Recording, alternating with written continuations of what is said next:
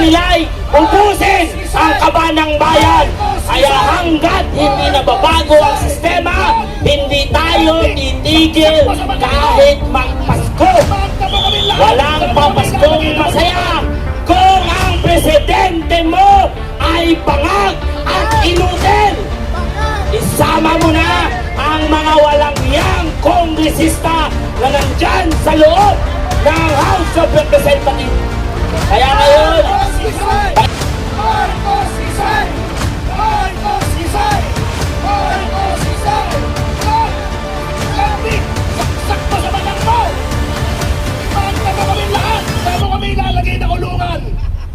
General Bronner, bilisan mo!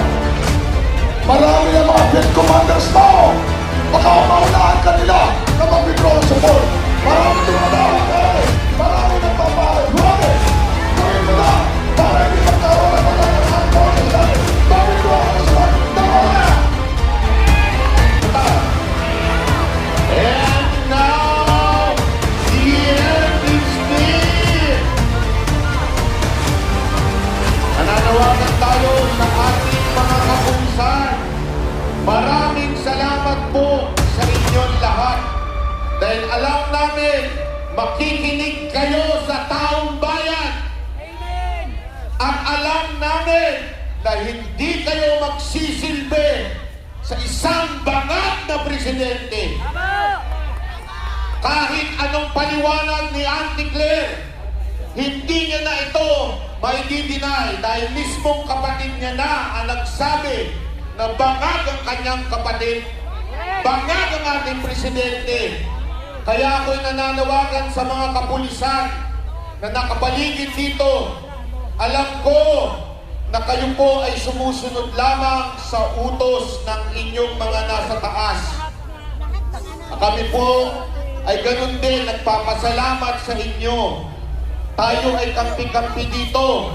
Hindi ang gobyerno ang kaaway namin, kung hindi ang isang bangag na presidente. Kaya sana po sama-sama tayo. At ito ay ating panawagan. Bababa na yan! Bababa na yan! Bababa na yan! Pero bago po tayo magpatuloy, gusto ko lang ipakilala yung isa sa ating Banaderos vlogger na si Jay Ibarra. Jay, bati ka naman. Binabati ko kayo lahat dito at binabati ko rin si Marcos Jr. Putang ina mo, buwaba ka na. Kasama mo, yung kasama mong adik. Salamat. Idol! Kala ko bawal magpura. Hindi ingatan ko nga magpura eh. Anyway, yun lamang po. Ako nagpapasalamat sa lahat ng organizer nito. Alam nyo, napakahirap po na mag-organize ng mga ganitong pagtitipon dahil alam nyo naman, kaliwat kanan ang pananakot ng gobyerno. Kaliwat kanan ang demanda.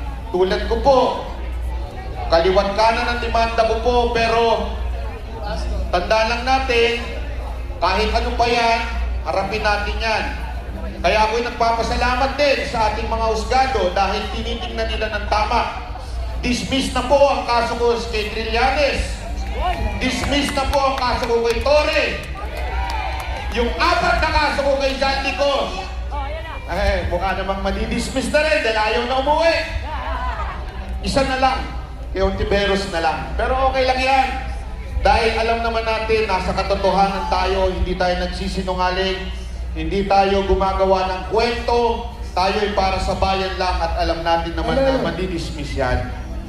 Gayunpaman, tayo po ay nagpapasalamat sa lahat po ng mga kasama natin dito, lalong-lalo na sa mga retired general. Napakahirap po sa kanilang tumayo dahil siguradong kaliwat kanan ang pag-uusig sa kanila, pero nanindigan sila sa ating bayan. Alam niyo po, ito lamang po pag pinapanood natin yung mga history na movie natin sa Pilipinas. Di ba ho, nakita natin ang pinagdaanan ng mga bayani natin. Ngayon po, napakahirap maghanap ng bayani. At dahil ngayon, nagginawa na po, ako po, alam niyo po ako na galit po ako sa mga Marcos. Mula simula, kahit po kay Senator Jaime, Ngunit nagpapasalamat tayo kay Senator Amy na ginawa niya ang isang matinding sakripisyo na ilaglag ang kapatid niya at sabihin ang katotohanan. Maraming salamat, Senator Amy. Para sa bayan, tuloy-tuloy natin itong ipaglaban. At alam nyo, marami tayong balita na talagang unti-unti na nagwi-withdraw ng support ng ating mga uniform personnel. Alam nyo po, lagi nyo lang tatandaan at huwag kakalimutan. Sabi nga nila, yung pag-amin daw ni Zaldico ay timing. Tiniming daw ni Zaldico. Hindi po ako naniniwala doon. Ang nag-timing po nito ay walang iba kundi ang Panginoon. Nagsalita si Marcos na 5,500 ang flood control project na success niya. Kinabukasan, binagyo at bumuha. Panginoon na po ang nagigising sa bawat Pilipino. Kaya nga po, patuloy tayo. Humihingi ako sa inyo ng isang bagay lang. Mapayapa at legal na paraan. Dahil sabi nga nila, sinisisi nilang Iglesia ni Cristo. Bakit daw kasi nyo ninuklok? Bakit nyo pinayagan itong si Marcos na matungtong sa pagiging presidente? Nakalimutan po ata nila ang Romans 13 verse 1 na nagsasabi, submit to the authority that in all authority it comes from God.